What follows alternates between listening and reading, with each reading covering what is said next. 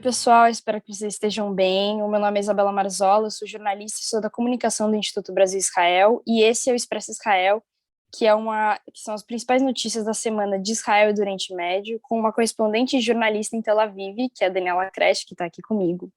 E a gente vai começar falando da variante mais assustadora do momento, né, Dani? A Omicron. Pois é, aqui a variante Omicron foi a primeira, um dos países que detectou primeiro, quer dizer, foi detectado, é claro, na África do Sul, mas um dos primeiros países que tomou algum tipo de decisão em relação a isso foi Israel. Israel, acho que a Bélgica também. Israel, já na semana passada, sei lá, uns 10 dias atrás, já tinha fechado as fronteiras para os países, para dezenas de países africanos, e essa semana fechou para o mundo todo. Israel agora está fechado para turistas, não pode entrar aqui nenhum estrangeiro, na verdade, não pode entrar em Israel, o aeroporto, todos os lugares assim de fronteira estão fechados para estrangeiros, só israelenses podem voltar de onde eles estiverem, né, ir também e voltar, mas também com vários tipos de instruções, né, para isso. E isso, na verdade, é uma coisa que pega muito, na verdade, pune muito o setor de turismo, que é um dos setores que mais sofreu com a pandemia, vem sofrendo desde março de 2020, né? E lembrando que Israel tinha aberto as fronteiras para turismo, para turistas no dia 1º de novembro. Que é menos de um mês, abriu as fronteiras e fechou. E esse é o pior momento do ano para fechar para o setor de turismo, tanto de israelense quanto dos palestinos também, porque agora é o começo do Natal, o começo da época do Natal. É um momento em que vêm peregrinos cristãos do mundo todo visitar cidades bíblicas como Jerusalém, Belém, na Cisjordânia, Nazaré, aqui em Israel, e fazer esse circuito, né? Circuito religioso, peregrino, de Natal. E já tinha milhares de grupos marcados para fazer isso, porque no ano passado, lembrando, por causa da pandemia, ano passado ainda não tinha nem vacina. Então, novembro, começo de dezembro, quer dizer, as vacinas começaram dia 20 de dezembro aqui, né, muito em cima do Natal, mas toda essa época de Natal não teve aqui em Israel. Foi algo como pouquinhos milhares de pessoas conseguiram entrar em Israel para enfim, fazer turismo natalino em Israel, sendo que em 2019 Israel tinha quebrado todos os recordes de, de, de turismo, com 3 milhões de turistas vindo para Israel, sendo que uma grande parte desses 3 milhões justamente na época de Natal. Quer dizer, para o setor de turismo que estava começando a se reanimar, que já tinha se organizado, hotéis, guias turísticos, grupos, agências de viagens, todos esses, de repente, depois de uma euforia de menos de um mês, tudo fechou de novo. E não pode vir estrangeiro para Israel, é uma coisa assim que pega muito profundo aqui num país que vive também, que tem uma parte muito importante de turismo, né? Entre os palestinos também. Belém é uma cidade que era só quase, sei lá, 50%, 80% da economia baseada em turismo, eles estão passando por uma crise muito grave desde o começo da pandemia, e realmente é terrível. Israel continua com todas as instruções em relação ao Ômicron, né, com medo de que vá Espalhar. se Esses estão espalhar. com 7 casos Já confirmados, está com né? 7 casos confirmados, mas todo mundo já sabe que tem 7, tem Tem mais. suspeitos, né? Tem casos Tem muito um mais monte de casos. suspeitas. A primeira foi uma mulher que veio, uma trabalhadora estrangeira das Filipinas, que veio para cá, acho que ela veio de Dubai, alguma coisa assim, e ela foi identificada com a variante, mas ela conseguiu fugir das autoridades, foi de ônibus para Eilat, e esse ônibus tinha 28 pessoas, pelo menos 13 pegaram, quer dizer, como suspeita, né, de que pegaram, e é muito complicado. Então a gente está num momento novamente de incerteza sobre o que vai acontecer com a pandemia. E também saíram alguns artigos no Haaretz sobre isso, de que os países estão repensando a vacinação obrigatória.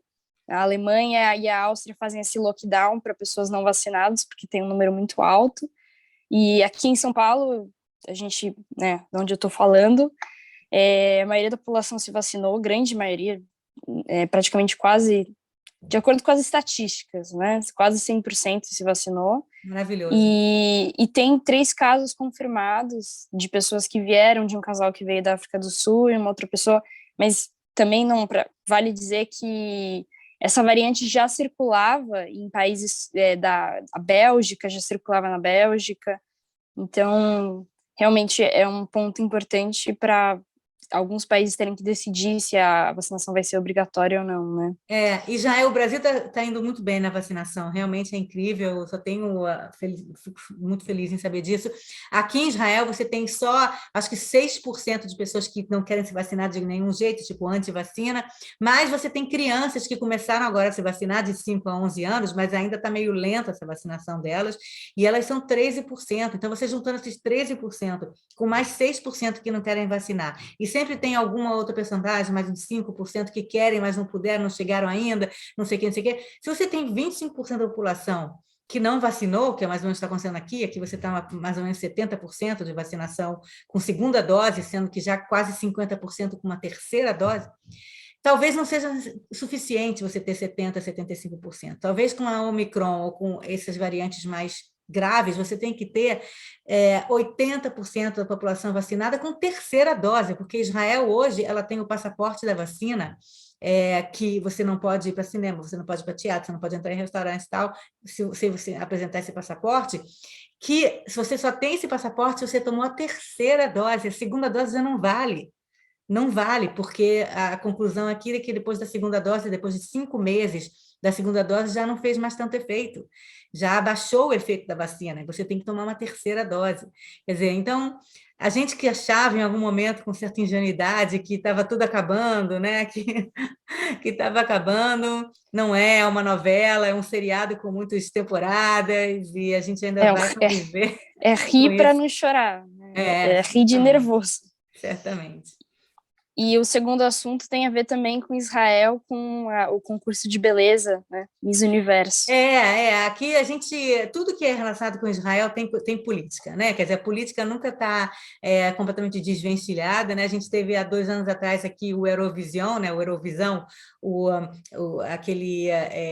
aquela competição de música internacional, europeia, tal e tudo, que também teve alguma coisa política, algum tipo de boicote, mas no final acabou acontecendo e foi ótimo a Eurovisão aqui em Israel. Então, a expectativa do pessoal que está fazendo agora o concurso Miss Universo, né, em Eilat, é que vai ser que nem o Eurovisão, dê tudo certo. Mas não quer dizer que você tenha questões aqui políticas, né? Uma Miss grega disse que não viria para cá em prol, né, para boicotar em prol dos palestinos. Depois as autoridades gregas disseram que ela nem é a representante grega, ela falou só por falar, mas ela nem era, ela ganhou um outro Miss aí, que não era nem esse, ela nem ia participar do Miss Universo. Na África do Sul, a representante, a Miss África do Sul, veio para cá, mas ela enfrentou muito problema. O próprio Ministério da Cultura disse que não endossaria, que não mandaria ela para Israel por causa do apartheid em Israel, que eles, Do enfim, alguns BDS, textos do né? BDS e E tudo. elas querem endossar o BDS. Mas essa Miss falou, eu vou de qualquer maneira, e ela veio. Você tem a Miss Malásia, que não veio também, e o governo disse que é por causa da pandemia, por causa né, do Covid, mas as pessoas acham que foi por questões políticas também. Você tem algumas passeatas pelo mundo dizendo para boicotar o Miss Universo em Israel por causa, enfim, do conflito com os palestinos, mas por enquanto, a grande maioria das misses estão aqui, já chegaram, estão passeando em Tel Aviv, estão passeando em Jerusalém. Tem uma amiga minha que tirou foto delas andando em Tel Aviv, e tem em Jerusalém, elas estão passeando, e daqui a pouco começam os ensaios, e o Miss Universo mesmo O concurso. dia 12. Dia É um 12. domingo, né? Próximo Dia domingo. 12 de dezembro. Dia 12 é um domingo, Não, exatamente. não, é o outro, é o outro É o domingo. outro domingo, dia 12. Então, vamos ver o que vai acontecer. Eu espero que seja que dê certo, que seja que dê tudo certo e que seja como o Eurovisão de 2 anos atrás, que apesar dos chamados apelos de boicote do BDS, aconteceu normalmente, não houve problema. O terceiro assunto que eu vou falar rapidinho é a questão dos ônibus para Eilat, né? Essa semana ficou muito nas manchetes aqui um caso de um ônibus que o motorista contou que era um ônibus noturno de Tel Aviv para Eilat. Muita gente viaja de noite, porque é 4, 5 horas de viagem, então eles viajam durante a noite, a madrugada, e ele, durante o caminho, quando estava no sul de Israel, perto de Beersheba, o ônibus foi apedrejado. E aí muitos motoristas começam a contar que acontece isso muito, que os ônibus são apedrejados de Tel Aviv para Eilat quando chegam perto de Beersheba, perto de alguns lugares onde moram beduínos. Tá?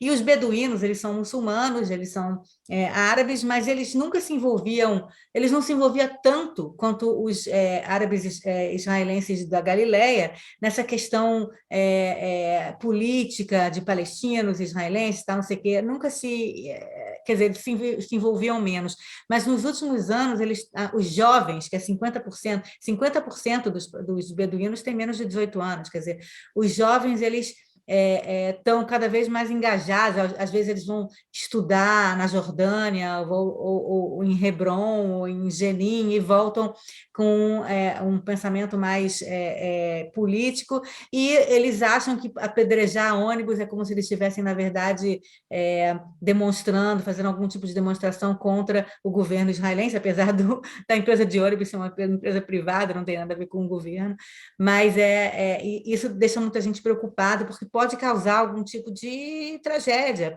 o ônibus pode, entendeu? Alguém pode... Eilat é a cidade onde vai Eilat é a ocorrer cidade... onde vai ocorrer o concurso de Miss Universo. Engraçado, exatamente, Eilat é a cidade de Coincidência, é infeliz. a cidade balneária, é a cidade mais ao sul de Israel, bem na pontinha lá do sul, no Mar Vermelho, né? E assim é uma cidade linda. Quem já foi para lá, sabe? Você tem águas azuis, águas transparentes, você pode fazer mergulhar, tá? É muito bonito. Tem muito turismo europeu lá também, tem muito turismo por lá.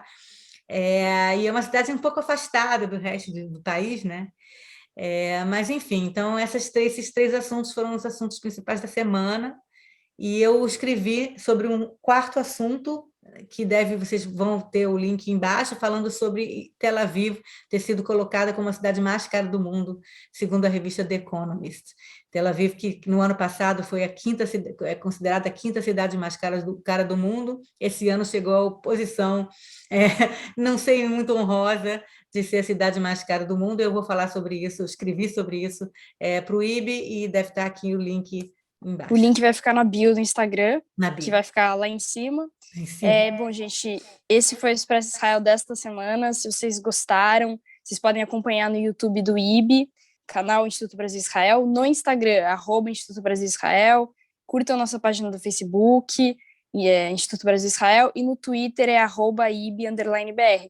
E se você quer ficar ainda mais por dentro das notícias e conhecer melhor o trabalho do IB, você pode também se inscrever na newsletter. Todos esses links vão ficar na bio do Instagram.